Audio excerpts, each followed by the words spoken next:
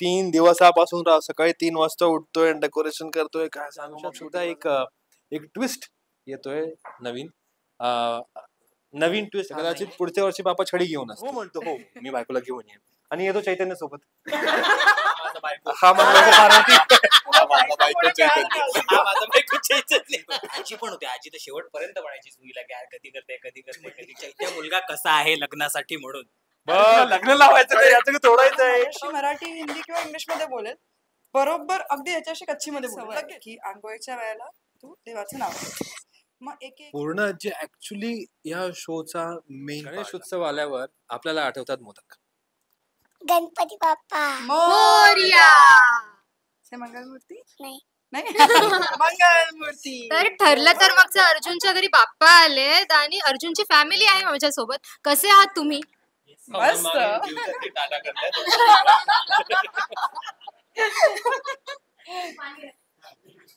कसं आहेस? मस्ती खोर. अच्छा हो. बरं बाप्पाची सजावट या वेळेला वेगळी आणि छान दिसतेय. कोणी केली सगळ्यात जास्त मेहनत? अरे मी 3 दिवसापासून सकाळी 3 वाजता उठतोय आणि डेकोरेशन करतोय. काय सांगू मग शूटिंगला जातो मग येतो. नाही असं काय डायलॉग दिलेला तो अजून त्या शूटच्या ह्याच्यामध्येच मला असं वाटतंय. पण यावेळेला डेकोरेशन मध्ये ऍक्च्युली सगळ्यांनीच नाही केलंय. हिने आणि आईनेच केलंय जे केले ते. मी शूटिंगवरच असायचो मोस्टली. अशीच गंमत केली की मी पहाटे उठायचो. असं काही नाही केलंय मी उठायचो जायचो शूटिंगवर संपवायचो परत यायचो. सगळं यांनी हँडल केलं. हा म्हणजे असं पण नाही म्हणणार अगदी कारण की डेकोरेशन करण्यासाठी कसं डेकोरेशन करायचंय मग तर कसं हवंय मग कलर कॉम्बिनेशन्स काय हवंय गणपती बाप्पांचं जे वस्त्र आहे त्याचे कलर कॉम्बिनेशन्स काय आहेत त्याप्रमाणे आम्ही ऍटलिस्ट व्हिडिओ कॉलवरती तरी कनेक्टेड होतो. सो मी असं नाही बोलणार की याची इन्व्हॉल्वमेंट नव्हती. डिरेक्टली आपण कसंही सांगूया पण इन्व्हॉल्वमेंट प्रत्येकाची होती. डेकोरेशन आमचं सगळ्यांचं एकच मत होतं की आम्हाला फुलांचं डेकोरेशन करायचं होतं. त्यामुळे त्या अनुषंगाने सगळं केलं. बरं बाप्पाची मूर्ती तुमच्याकडे प्रत्येक वेळेला वेगवेगळी आणि छान छान असते नौखी असते. या वेळेला बाप्पा खूप छान सुंदर बसलेले दिसत आहेत. यामागे काय कल्पना? एकच कल्पना होती की आधी जेव्हा विधान आला होता लहान होता तो तेव्हा बाल गणेश होते. मागच्या वर्षी गणपती बाप्पा आले होते तेव्हा त्यांच्या हातात वीणा होती सरस्वती माताची. सो ते विद्या देत होते शिकवत होते. सो बऱ्याच गोष्टी शिकवल्या त्यांनी घडवून आणलं आम्हाला. सो आता बाप्पा म्हणाले की आता मी तुम्हाला सगळं शिकवलंय आता मी निवांत बसतो आता तुम्ही तुमचं करा. मी ते विराजमान आहे मला तुम्हाला काही होणार नाही याची खात्री मी घेतो. तुम्ही तुमचं आता कार्य करा. काय असलीस तू आता बोल. नाही काहीतरी आठवलं बाकी काय. अच्छा म्हणजे खूप चांगल्या हेतूने मी असं काहीतरी आठवलं आणि काय आठवलं आपल्या 3-4 दिवसापासून बऱ्याच काही चर्चा चालू आहेत बोलणी चालू आहेत काही गोष्टींबद्दल. त्याच्यावरून तो एकदम म्हणाला की गणपती बाप्पा यायला एकदम आरामात बसून म्हणतात की तुमचं सगळं चांगलंच होणार आहे. काही आहेत पुढचे निर्णय जे तुम्हाला लवकरच कळतील जे खूप चांगले आहेत. जसं मालिकेत दाखवतो ना की आता पुढच्या भागात बघा तुम्हाला ज्यावेळी ते तुम्हाला बघायला मिळणार तसंच आहे आमच्या आयुष्यात सुद्धा एक ट्विस्ट येतोय नवीन ट्विस्ट हा नाहीये. सो प्लीज हे कन्फर्म करतो मी तुम्हाला क्लिअर केलं नाही तर तुम्ही म्हणाल काय नवीन ट्विस्ट नाही. पण आयुष्यात पुढे जाण्यासाठी पुढचं पाऊल आम्ही कोणता घेणार आहोत कारण बाप्पा आले आहेत. आता बाप्पा निवांत बसले आहेत. पुढच्या वेळी जर बाप्पाच्या मनाप्रमाणे आम्ही नाही केलं नाही वागलं तर कदाचित पुढच्या वर्षी बाप्पा छडी घेऊन असतील की आता मारतो मग तुम्हाला आता. सो पुढचा जो पाऊल आम्ही टाकणार आहोत एक नवीन व्हेंचर म्हणजे बहुतेक बाप्पाच्या आशीर्वादाने जे होईल ते तुम्हाला लवकरच कळेल. किती मस्त. म्हणजे एक कॉर्पोरेटचं डोकं आणि एक तुझं म्हणजे कलाकारी डोकं एकत्र येऊन जे काही घडणार आहे असं मला वाटतंय. मी गेस केलंय. सो लेट्स सी की जे काय असेल. बरं तू म्हणाला की 30 वर्षापासून तुझ्या घरी बाप्पा बसतोय. तो पहिला बाप्पा कसा होता आणि त्याच्यानंतर आता हा बाप्पा तू स्वतः बसवतोयस तू स्वतः घेऊन येतोयस हे सगळं हा ट्रान्झिशन कसा वाटतो? ट्रान्झिशन बाप्पांच्या मूर्तीमध्येही बदलला आहे आणि सजावटमध्येही बदलला आहे. डेकोरेशनच्या दृष्टिकोनाने पाहिलं तर तेही चेंज झालेलं आहे पण भावना तीच आहे. अरे पण मला सांग तुझं लग्न झालंय तुझी बायको आहे. हा तुझा बायको आहे का? हात नंतर धुतू. हात हात नंतर हात नंतर हात नंतर हा नाही हात नंतर हा इथे या आधी इथे या आधी इथे याला याला दरवर्षी मी सांगतो, मागच्या वर्षी सांगितलं होतं की येताना लग्न झालेलं आहे तुझं, बायकोला सोबत घेऊन ये. मला हो म्हणतो, हो मी बायकोला घेऊन येईन, आणि येतो चैतन्य सोबत. या वर्षी त्याला आवर्जून सांगितलं होतं बायकोला घेऊन ये, तू म्हणे नाही या वर्षी तर मी घेऊन येईन, आम्ही एकत्रच येणार. आला चैतन्य सोबत. हा माझा बायको, हा माझा पार्वती. हा माझा बायको चैतन्य. हा माझा बायको चैतन्य. हो, जास्त वेळ मी याच्यासोबतच फिरत असतो रे. खरे आणि मी गंमत करत होतो, स्वतः मान्य करतो, काय करू मी आता याचं. नेमकं तिला सुट्टी होती आज आणि तिच्या पण घरी तिला गणपतीसाठी जायचं होतं. मी तिला म्हटलं की इकडे आपण पहिले जाऊया. किती कॉन्ट्राडिक्ट सेंटेन्सेस माहितीये. काय? नेमकी तुला सुट्टी होती आज आणि पण तिला जायचं होतं. पण असं वाटलं तर आली असती. असं वाटलं ना, नेमकं तुला सुट्टी होती आज, पहिला माती खाल्ली आता काय. पण नेमकं तुला जायचं होतं ना. U-turn मारला. U-turn. तिला म्हटलं आपण जाऊया अमितकडे 15-20 मिनिटं. ती म्हटली की अरे मला तिकडे पोहोचायला उशीर होईल, पुन्हा यायला उशीर. म्हटलं तू तिकडे जाऊया इकडे. आणि तुझे 15-20 मिनिटं आधी याच्याकडे जातात ना. बायको त्यानंतरच्या तयार 15-20 झालीये की मिनिटं हो. बायकोपेक्षा याला जास्त वेळ लागतो तयार व्हायला. तेवढ्या वेळ तिचं दर्शन झालं होतं. पण पुढच्या वर्षी तुम्ही दोन्ही आपापल्या वाईफ सोबत या. अरे तुझं लग्न झालेलं असेल तेव्हापर्यंत. थोडं हे कुठला कॉन्फिडन्स आहे आम्ही? अरे माझा कॉन्फिडन्स आहे. अमितचा कॉन्फिडन्स.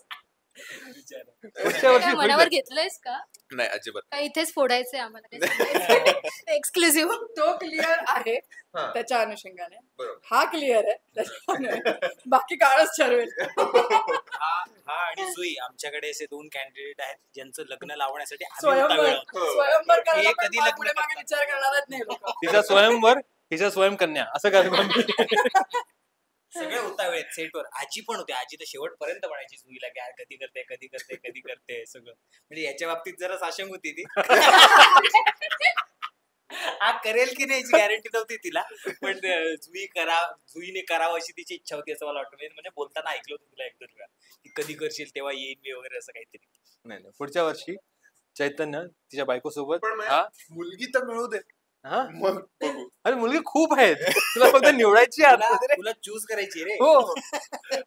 बाकीच्यांची अशी गत असते की त्यांना शोधावी लागते, तुला चूज करायची आहे. मग खरं मला जे मेसेजेस येतात शो मधून, ते मोर दॅन 50% मेसेजेस ना, चैतन्य पण खूप छान आहे, चैतन्य खूप छान काय आहे. असं काही आम्ही आपलं. म्हणलं मी त्यांना सांगतो, तोही blush तुम्ही करतोय मग. तुम्ही चैतन्याला मेसेज करा, तो तुम्हाला रिप्लाय देणार. मी केलं तर देत नाही, तुम्ही सांगा ना रिप्लाय द्यायला. म्हणलं बरं सांगतो थांब. त्या दिवशी एका मुलीने स्वतः सिंगल मुलगी तिने स्वतः विचारलं जेव्हा, आता मी तुला इकडे सांगतोय, ती म्हटली की चैत्या मुलगा कसा आहे लग्नासाठी म्हणून. बघ तू सांग आता काय सांगू मी तिला. पण मग तिचा मला मेसेज आला नाही, याच्यावरून कळलं की तिला काय सांगितलं. कटप्पा. हो मग काय. तू सांग, मी सांगतो मी तिला. नयनची बोलतोय.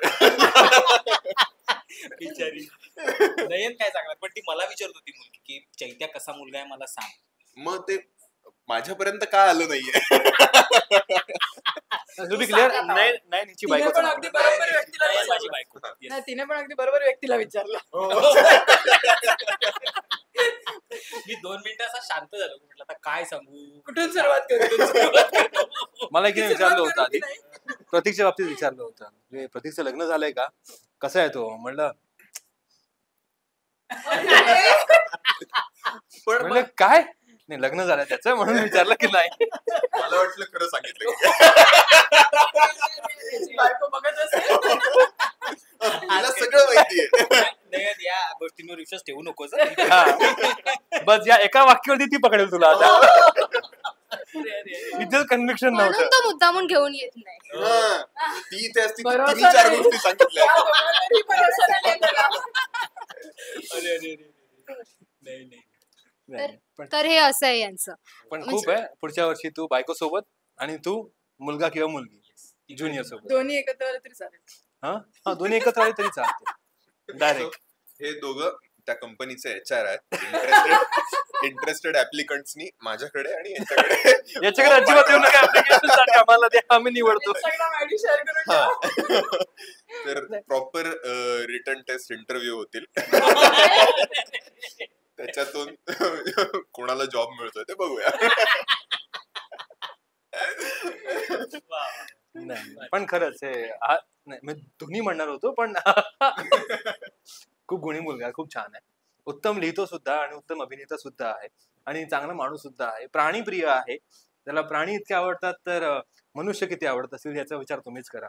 सो आणि खूप चांगले मी आईबाबांना भेटलो नाहीये कधी पण ऐकलं खूप आहे. एक दोनदा फोनवर बोलतानाही पाहिलं गेलं आईबाबांची. खूप छान बोलतो. सो खूप छान फॅमिली मॅन टाईप पर्सन आहे. सो ऍप्लिकेशन द्या तुम्ही आणि निवडेल. काय मला विश्वासच नाही बसत आहे पण हा सगळं जे बोलतोय तो. अरे तुला लग्न लावायचं का याचं तोडायचं आहे काम कर काय खऱ्या अर्थाने बायको आहे तू माझी.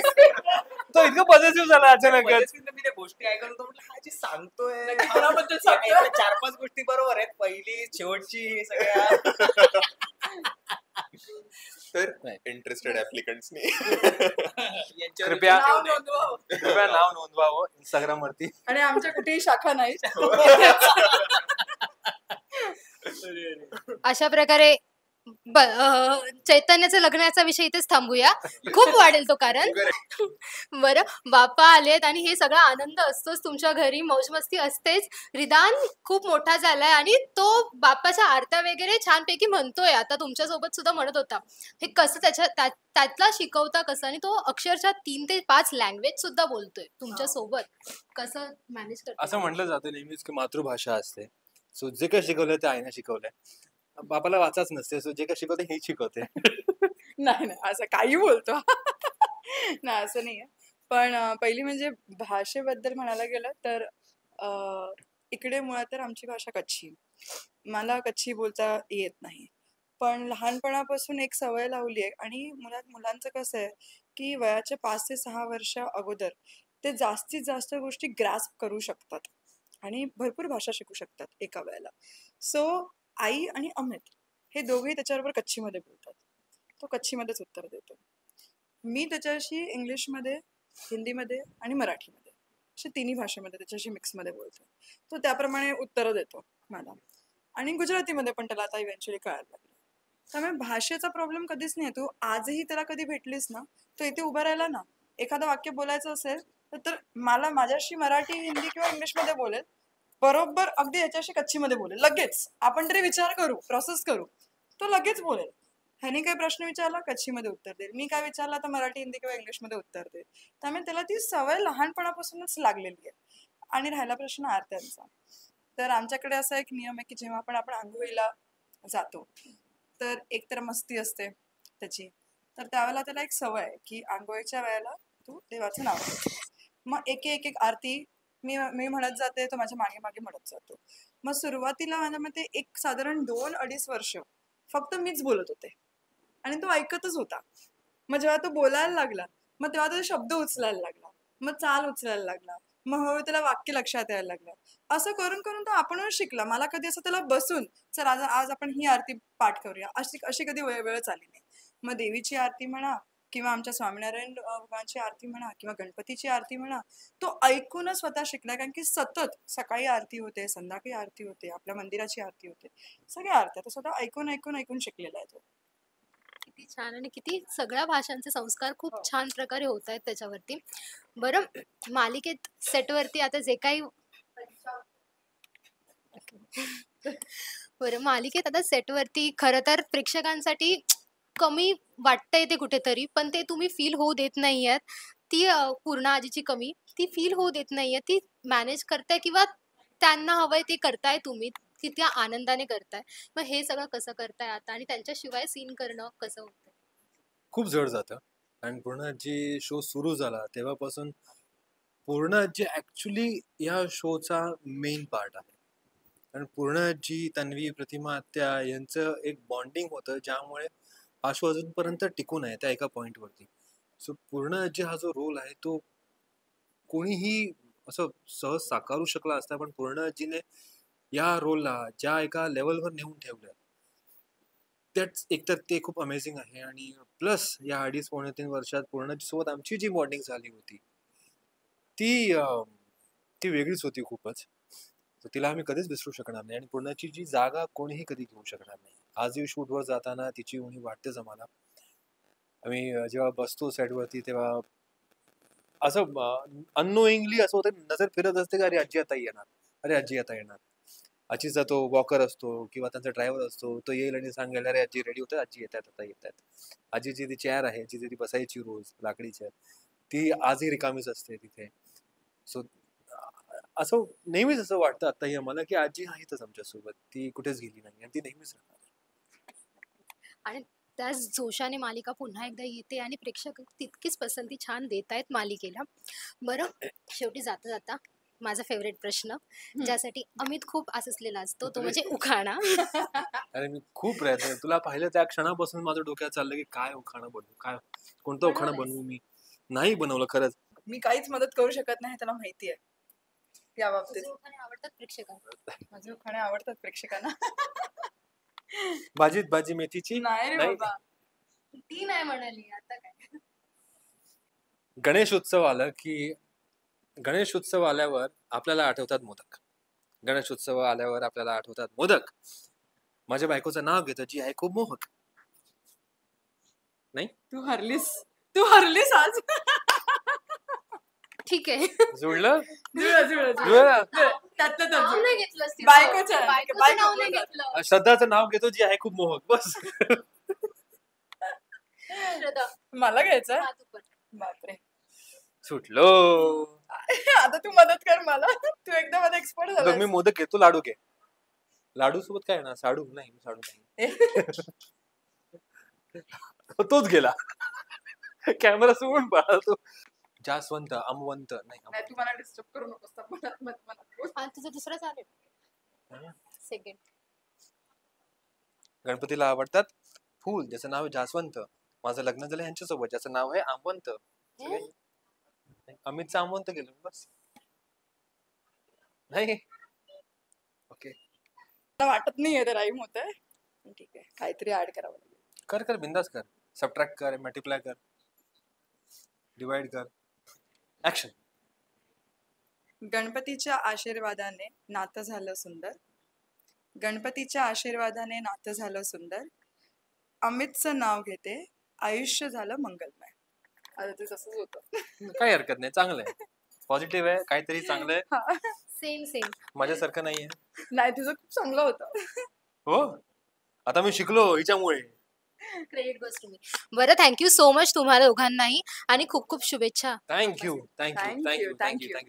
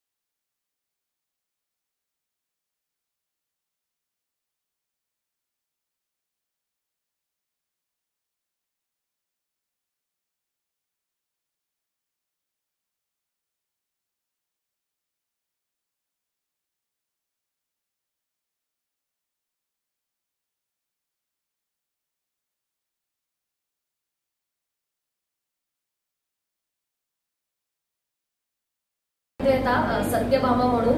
तर हा सिनेमा सगळ्यांनी चित्रपटगृहात बघायला जा, सगळ्यांनी खूप गर्दी करा.